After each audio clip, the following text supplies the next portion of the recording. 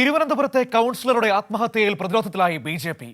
അനിൽകുമാർ ഭാരവാഹിയായ Valiyasala farm tour സഹകരണ സംഘത്തിൽ നിന്ന് ലക്ഷങ്ങൾ വായ്പയെടുത്ത് തിരിച്ചടയ്ക്കാതെ ചതിച്ചവരിൽ ബി.ജെ.പി. ജില്ലാ സംസ്ഥാന നേതാക്കളുമെന്ന് ആക്ഷേപം.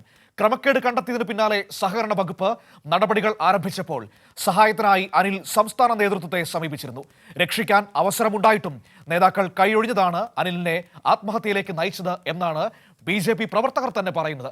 അതേസമയം കൗൺസിലറുടെ ആത്മഹത്യയിൽ ബി.ജെ.പി. നേതാക്കളുടെ പങ്കന്വേഷിക്കണമെന്നാവശ്യപ്പെട്ട് പ്രക്ഷോഭത്തിനൊരുങ്ങുകയാണ് CPIM.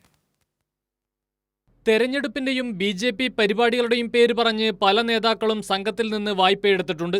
നേരത്തെ ജില്ലയുടെ ചുമതല വഹിച്ചിരുന്ന ബി.ജെ.പി. നേതാക്കളടക്കം എടുത്ത വായ്പ തിരിച്ചടച്ചില്ലെന്നും പ്രവർത്തകർ ചൂണ്ടിക്കാട്ടുന്നു. തിരുമലയിലെ തന്നെ ഒരു ബി.ജെ.പി. നേതാവ് 35 ലക്ഷം രൂപ വായ്പയെടുത്ത് മുക്കി. നേതാക്കളുടെ ശുപാർശ പ്രകാരം കൊടുത്ത പല വായ്പകളും ബിനാമി ഇടപാടുകളാണ്. തുക നേതാക്കൾ വീതം വയ്ക്കുകയായിരുന്നു എന്നാണ് ആക്ഷേപം. വായ്പാ തിരിച്ചടവ് പൂർണ്ണമായും മുടങ്ങിയതോടെ നിക്ഷേപകർക്ക് പണം പലിശ സഹിതം തിരികെ കൊടുക്കാനാകാതെ സംഘം പ്രതിസന്ധിയിലായി. തുടർന്നാണ് സഹകരണ വകുപ്പിന് ചിലർ പരാതി നൽകിയത്.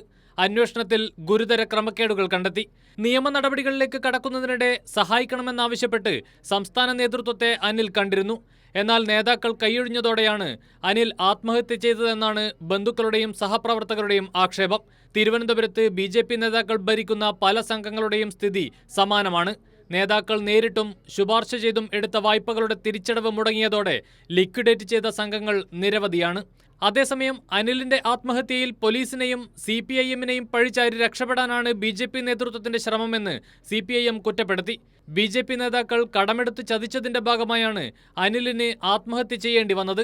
സഹകരണ സംഘത്തിലെ തട്ടിപ്പിൽ ബി.ജെ.പി.